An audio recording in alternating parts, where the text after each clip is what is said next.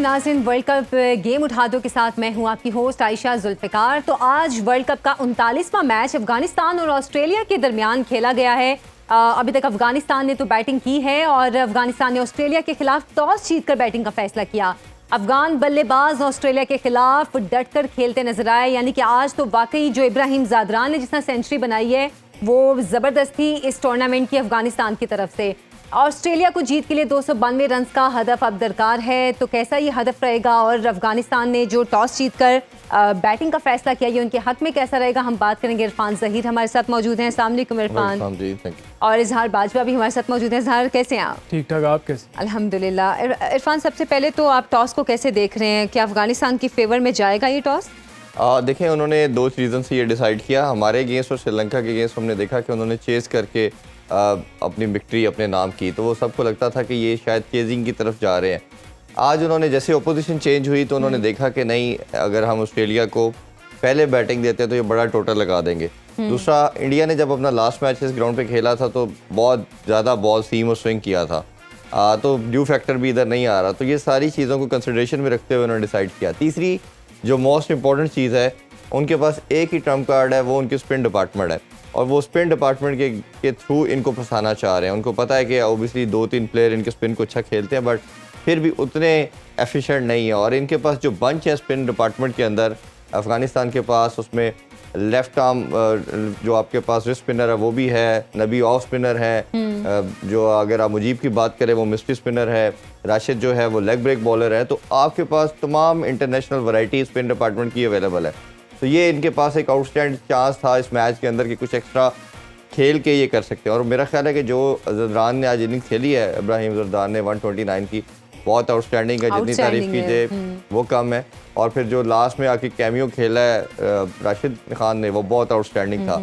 और उन्होंने जिस तरह 35 की इनिंग खेली है, मेरा ख्याल है वो जो मोमेंटम प्रोवाइड किया है वो ऑस्ट्रेलिया की तरफ गया है। और अभी तक जहाँ मैंने भी देखा है कि अभी शायद 280 प्लस इधर चेज़ भी नहीं हुआ इस ग्राउंड पे। तो ये भी एक हिस्ट्री है और उसके लिहाज से उनके माइंड में ओबियसली था अफगानिस्तान का कि हमने इससे अबव जाना है, और अबव वो डेफिनेटली चले भी गए हैं। हाँ। और मेरा ख्याल है कि ऑस्ट्रेलिया ने थोड़ी सी गलती ये की है। दो चीज़ें मुझे इस पर बात करना चाहूँगा। एक तो हमने देखा कि जो स्पिन को सबसे अच्छा इनकी टीम में खेलते हैं वो स्टीवन स्मिथ है। स्टीव स्मिथ को नहीं रखा गया आज, और मिचेल मार्श जो ऑस्ट्रेलिया चले गए थे वापस आए हैं, वो दोबारा टीम का पार्ट है। तो इनकी जो बैटिंग है वो सारे हिटर के ऊपर आ गए हैं। अब वो सारे के सारे बैशर से एक लबुशेन हमें नजर आते हैं जो थोड़ा सा शायद एंकर करें। बाकी स्टेबिलिटी देखने वाला या स्पिन को अच्छा खेलने वाला और मुझे कोई और प्लेयर नजर नहीं आ रहा। अच्छा। इसी तरह दूसरा, लास्ट में हमने देखा कि उन्होंने जैम्पा को ओवर दिया 45 ओवर के करीब, और फिर हमने मैक्सवेल को देखा तो दोनों ने 15-17 रन कंसीड किए, जबकि कमंस के ओवर अवेलेबल था, आपका एक ओवर हेजलवुड का था। तो आपको अपने पेस अटैक के साथ जाना चाहिए। चले रन किसी को भी बन सकते हैं, बट स्पिनर की पॉसिबिलिटी ज़्यादा होती है। और इसी चीज़ को देखते हुए फिर जब राशिद खान थे तो आपने उनको लगाया, बट एंड में आके मोमेंटम जो है वो अपनी तरफ अफगानिस्तान काफ़ी ले गए। अच्छा इजहार, जैसे कि इरफान अभी बात कर रहे हैं कि जो अफगानी टीम है ये स्पिनिंग में इनका ज़्यादा कंट्रोल है, लेकिन हमने कुछ अरसे में देखा है कि जो अफगानी बल्लेबाज हैं उनका बिहेवियर बैटिंग में भी चेंज हुआ है। क्या वर्ल्ड कप में ख़ास तौर पे उनमें वो कॉन्फिडेंस आया है, क्योंकि पाकिस्तान के अगेंस्ट भी वो जीते, बड़ी टीमों के अगेंस्ट वो जीते हैं, तो क्या वो बैटिंग में भी उसी तरह स्ट्रांग हो रहे हैं?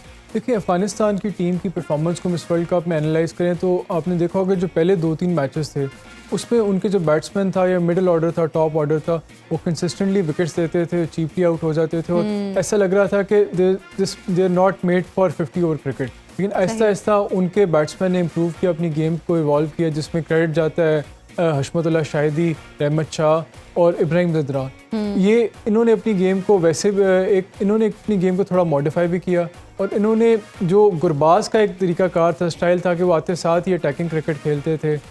इसके अलावा उन्होंने एक उसको काउंटर एक सपोर्ट प्रोवाइड किया इन बैट्समैन ने कि एक किस्म का ये एंकर का रोल करते हैं मिडिल ओवर्स में। जिस तरह आज भी आपने इब्राहिम ज़दरान की इनिंग्स देखी तो ही anchor the entire innings of Afghanistan side. उसमें उनका रोल बड़ा क्लियर था कि उन्होंने 50 ओवरों तक पिच पे रहना और उनके इर्द गिर्द बाकी जो खिलाड़ी हैं, जिसमें राशिद है या अजमतुल्लाह उमर ज़ई है या शुरू में गुरबाज है, उन्होंने अटैकिंग क्रिकेट खेलनी है, नबी है। तो इनकी स्ट्रैटेजी बड़ी क्लियर थी। शायद एक स्टेज पे हमें लग रहा था कि जो इब्राहिम ज़दरान जब खास तौर पे अपनी 100 के करीब पहुंचे, माइलस्टोन के करीब पहुंचे, ये वैसे भी एक टेंडेंसी है जो सब कॉन्टिनेंटल प्लेयर्स हैं कि जब वो माइलस्टोन के करीब पहुंचते हैं तो थोड़े कॉशियस हो जाते हैं। ऐसे ही आज भी हमें ये कल भी नजर आया, इरफान भी यही बात कर रहे थे। तो आज भी हमें वही नज़र आया। लेकिन जब उन्होंने उस माइलस्टोन को अबूर कर लिया तो जो आखिरी उनके 5-6 ओवर्स का जो उनकी थी बैटिंग स्टाइल था वो ऑल टुगेदर डिफरेंट था। उसमें उन्होंने अफगानिस्तान ने आखिरी, और हमें एक स्टेज पे लग रहा था कि शायद अफगानिस्तान ने थोड़ा ज़्यादा ही कॉशियस अप्रोच अडॉप्ट किया और 200 उनका लगभग 214-15 स्कोर था 44 ओवर्स पे। तो लग रहा था कि वो थोड़ा जिस तरह का ग्राउंड है, वानखड़े का एक बैटिंग कंडीशन है, बैटिंग पिच है, उस पर ज़्यादा स्कोर किया लोग ज़्यादा टारगेट 300 पार स्कोर है। तो लग रहा था कि शायद वो थोड़ा कम जा रहे हैं। लेकिन आखिरी ओवरों में जो उन्होंने चार्ज दिया, आखिरी 6 ओवरों में उन्होंने 75 के करीब स्कोर किया, जिसमें राशिद खान का बड़ा बेहतरीन कैमियो था। उन्होंने 35 रन बनाए सिर्फ 18 बॉलों में।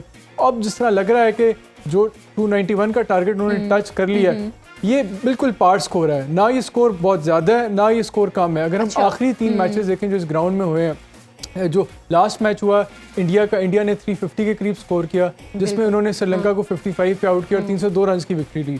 उससे पिछले जो 2 मैचेस हुए हैं वानखड़े में, एक में साउथ अफ्रीका ने बांग्लादेश के खिलाफ 382 किए पहली इनिंग्स में, और उससे पहले मैच में उन्होंने साउथ अफ्रीका ने इंग्लैंड के खिलाफ 399 किए। तो ये ऐसा हाई स्कोरिंग ग्राउंड है जिसमें आपने देखा है कि 300 प्लस टारगेट बड़ी इजीली पहले बैटिंग करते हुए किया जा सकता है। लेकिन जो फ्लिप साइड है इस ग्राउंड की, इस ग्राउंड में इस वर्ल्ड कप में जितने भी 3 मैचेस हुए हैं, तीनों के 3 वही टीम जीती जिन्होंने पहले बैटिंग किया। लेकिन ये थोड़ा डिफरेंस है कि उन्होंने 300 प्लस स्कोर किया था, तो इतना ज़्यादा स्कोर हो गया था कि चेजिंग साइड के लिए मुश्किल हुआ।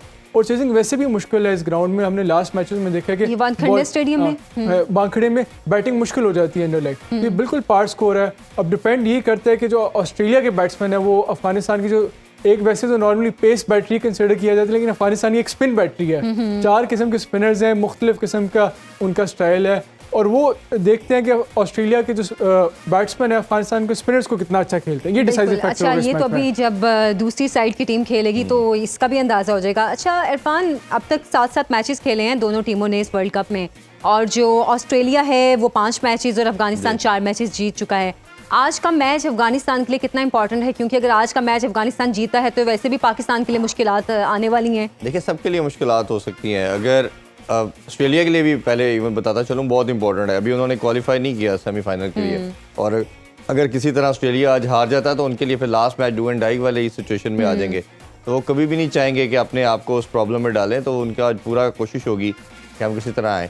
यस, अगर ये अफगानिस्तान आज जीता है तो 10 पॉइंट के साथ ये ओबियसली शायद आगे चले जाएंगे हमारे से भी, और शायद ऑस्ट्रेलिया के नीचे आ जाएंगे क्योंकि रन रेट ऑस्ट्रेलिया का काफ़ी ज़्यादा है। बट ओबियसली फिर हमारे लिए और न्यूजीलैंड दोनों के लिए बहुत प्रॉब्लम हो सकती है। अच्छा। और उसी लिए उन्होंने आज जो जोर लगाया, एक एक्स्ट्रा एफर्ट नज़र आई है उनकी जानिब से अफगानिस्तान की। वो ये रीज़न था कि वो उनको मालूम है कि ये हमारे पास एक वन ऑफ गोल्डन अपॉर्चुनिटी है कि हम कोई एक मैच दोनों में से जीत के आगे इनका फिर साउथ अफ्रीका के साथ है, तो हम सरप्राइज़ कर सकते हैं और सेमीफाइनल खेल सकते हैं। हमें याद पड़ता है मुझे 2003 में केनिया ने भी एक दफ़ा सेमीफाइनल खेला था, बट उसके बाद उनकी टीम फिर ना हमें नज़र आई, वो उनका सिस्टम ही सारा डिमोलिश हो गया। बट ये जो पीक कर रही है अफगानिस्तान की, उनकी क्रिकेट के लिए बहुत बेहतर है। थोड़ा सा आज मुझे लगता है कहीं ना कहीं जिस तरह अज़हर ने तीनों मैच के स्टैट्स बताए, उसमें फास्ट बॉलिंग ने अंडर द लाइट्स बहुत ज़्यादा बॉल सीम और स्विंग की है। इन्होंने फजल फरूकी को आज बाहर बिठाया और नवीन को रखा है। नवीन बहुत कम बॉल को सीम और स्विंग करते हैं, फजल फरूकी हमेशा न्यू बॉल से काफ़ी अच्छी सीम और स्विंग करते हैं और आउट करते हैं। तो उनको ना खिलाना मुझे थोड़ा वेird लग रहा है। मतलब आपके ख्याल में जो चेंज हुआ है वो इनकी फेवर में इतना नहीं है? जी, मेरा ख्याल है फजल फरूकी उनसे बहुत बेहतर ऑप्शन थे, और आपके साथ उमर ज़ई, ओबियसली अजमत उमर ज़ई को आप यूज़ कर सकते हैं एज ए सेकंड ऑप्शन के तौर पे। नवीन भी अच्छे हैं बट उतने इफेक्टिव नहीं है, उतने ज़्यादा विकेट टेकर नहीं है जितने फजल हक फरूकी हैं। उनकी लास्ट अगर 1-1.5 साल की परफॉर्मेंसेस देखें, जो उनकी ख़ासतौर पे न्यू स्पेल के साथ, न्यू बॉल के साथ, वो बहुत आउटस्टैंडिंग है। हाँ, उनका एक प्रॉब्लम ज़रूर है कि वो डेथ ओवर में बहुत रन्स देते हैं, तो आप ऐसे बॉलर को आप पहले यूज़ कर सकते हैं, उनको पहले आप यूटिलाइज़ करके, क्योंकि अगर वो ऊपर से इनको 2-3 विकेटें दे देते पहले पावर प्ले में, तो स्पिनर के लिए एक बड़ा अच्छा फाउंडेशन प्लेटफॉर्म बन सकता था कि आके वो अटैक करते। तो शुरू में आउट करना, क्योंकि हम सब जानते हैं वार्नर और जो ट्रेविस हेड है वो बहुत तेज़ खेलते हैं। नंबर 3 पे मिचेल मार्श ने आना है, वो भी डेविस्टेटिंग किस्म के बैट्समैन है। तो अगर इन 3 में से 2 की विकेट कोई फास्ट बॉलर ऊपर से ले लेता है तो ये इनके लिए बड़ा आउटस्टैंडिंग चांस बन सकता था। अच्छा इज़हार, जैसे अभी आप कह रहे थे कि अब तक इस स्टेडियम में जो मैचेस हुए हैं इसमें अंडर लाइट जो चेस करना वो थोड़ा मुश्किल रहा है। मतलब हम ये कह सकते हैं कि सेकंड इनिंग में पिच का बिहेवियर भी चेंज हो सकता है? देखिए उस पर ज़्यादा जो अभी तक मैचेस हुए हैं पिच का बिहेवियर तो चेंज होता ही होता है, और वैसे भी अंडर लाइट्स बॉल थोड़ी ज़्यादा स्विंग करती है as opposed to day matches में। जो टारगेट जब सेट किया गया इन तीनों मैचेस में वो बहुत ही ज़्यादा था, बहुत ही एक्स्ट्रॉर्डनरीली ज़्यादा था। तो इतना ज़्यादा टारगेट जब कोई टीम चेज करी हो तो बहुत ऑल आउट अटैकिंग क्रिकेट खेलती है, cheap shot, aggressive shot, reckless shots खेलती है, तो उसमें विकेट्स लेना आसान होता है। जिस तरह तीनों मैचेस में आप देख लेंगे जो टारगेट चेज करी थी या टीम चेज, जिस तरह श्रीलंका, बांग्लादेश या इंग्लैंड, उनके पास इतना 350 प्लस टारगेट था तीनों मैचेस में, तो they had to go out all attacking. आज के मैच में ऑस्ट्रेलिया के लिए जो टारगेट है वो कोई बहुत ज़्यादा टारगेट नहीं, और हम ये भी बड़ा सेफली प्रिडिक्ट कर सकते हैं कि अगर ऑस्ट्रेलिया ने 50 ओवर खेल लिए तो ये टारगेट चेज कर लेंगे। अच्छा। और अफगानिस्तान ने अगर ऑस्ट्रेलिया को हराना है उसका मतलब सारे अगर खिलाड़ी नहीं आउट होते हैं तो वो चेज कर सकते हैं, वो चेज कर लेंगे, क्योंकि वानखेड़े की एक बैटिंग कंडीशन है, बैटिंग ग्राउंड है, और ये बैट्समैन को फेवर करेगी। अच्छा, तो ये चेज कर लेंगे। तो इम्पॉर्टेंट चीज़ ये है कि अफगानिस्तान के लिए कि ऑस्ट्रेलिया के प्लेयर्स की कंटिन्यूसली विकेट्स लेते रहे, पार्टनरशिप ब्रेक करते रहे, इनको मोमेंटम ना बनने दें। अच्छा, अभी दूसरी इनिंग भी स्टार्ट हो गई है इरफान। ओवरऑल अगर हम वर्ल्ड कप में अफगानिस्तान की फील्डिंग की बात करें तो आप उसको क्या रेट करेंगे? आपके ख्याल में अफगानिस्तान, जैसे कि अभी आप स्पिनिंग की उनकी बात कर रहे थे, उसमें स्ट्रांग हैं, लेकिन हम कुछ अर्से से बैटिंग को भी इनकी स्ट्रांग देख रहे हैं, तो आपके ख्याल में इनकी फील्डिंग आज ऐसी होगी कि ये ऑस्ट्रेलिया को रोक लें, जैसे कि अभी इजहार कह रहे थे कि अगर सारे आउट ना हुए तो? फील्डिंग इनकी शुरू से एक बड़ी अच्छी रही है, कोई इसमें हमने जिस तरह हम कैचेस ड्रॉप करते हैं या दूसरे बांग्लादेश उससे तो बेहतर है इनकी। बॉलिंग इनकी की सक्सेस की रीज़न रही है, वो जितनी भी इन्होंने ऑन एंड ऑफ विक्ट्री लेते थे वो मोस्टली इनकी बॉलिंग लाइनअप देती थी। इस वर्ल्ड कप में जो मैं सक्सेस की मेन रीज़न समझता हूँ वो इनकी बैटिंग है। बैटिंग के अंदर जो इन्होंने मेथडोलॉजी लेके आए हैं कि आपने हर बॉल पे अटैक नहीं करना, हिटिंग नहीं करनी, इन्होंने जो कंट्रोल एग्रेशन की बात करता हूँ मैं, वो लेके आए हैं। पहले तो ये वेस्ट इंडीज़ वाला वन डायमेंशनल किस्म का इनका स्टाइल था कि या बाउंड्री है तो या बॉल को रोका जा रहा है। अब इन्होंने इसको चेंज किया, इसे कहते हैं गेम अवेयरनेस। आपके अंदर गेम अवेयरनेस कितनी है? आज की इनिंग में भी देखे तो जब बाउंड्रीज लगती थी साथ ये सिंगल डबल पे भी रिलाई कर रहे थे और पार्टनरशिप बिल्ड करते थे। पहले इनकी कभी हम अगर आप पिछले 10 साल की हिस्ट्री देखें तो हमें बहुत रेयर लगता था किसी बड़ी टीम के अगेंस्ट ये पार्टनरशिप बनाते थे, विकेट थ्रो कर देते थे। और अब जो इन्होंने यूनिकनेस लेके आए हैं, जो इंग्लैंड के ख़िलाफ़ इन्होंने मैच खेला, हमारे ख़िलाफ़ खेला, श्रीलंका के ख़िलाफ़ खेला, अब ये पार्टनरशिप में आते हैं और पार्टनरशिप में आके स्कोर को लंबा लेके जाते हैं। आज भी देखें कि इरफान, ये वाला बिहेवियर इन्होंने कौन सी टीम से अडॉप्ट किया है? मतलब ये कौन सी टीम इस तरह खेलती है कि जो अफगानिस्तान में ये चेंज आया है इतना बड़ा? देखिए, सारा क्रेडिट तो ऑब्वियसली लड़कों को भी देना चाहिए और कोच को भी देना पड़ेगा आपको। जोनाथन ट्रॉट इनके कोच हैं जो इंग्लैंड से खेलते थे, वो काफ़ी अरसे से इनके साथ काम कर रहे हैं।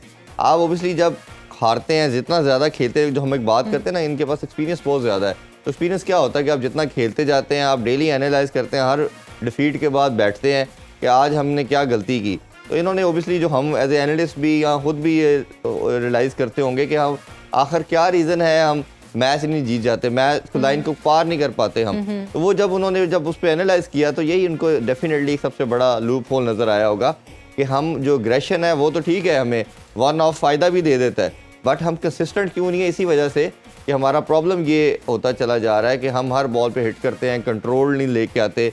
वेस्ट इंडीज़ वाले ट्रैक है हमारा, जैसे ही इन्होंने उसको अडॉप्ट किया तो सक्सेस मिलना शुरू होगी।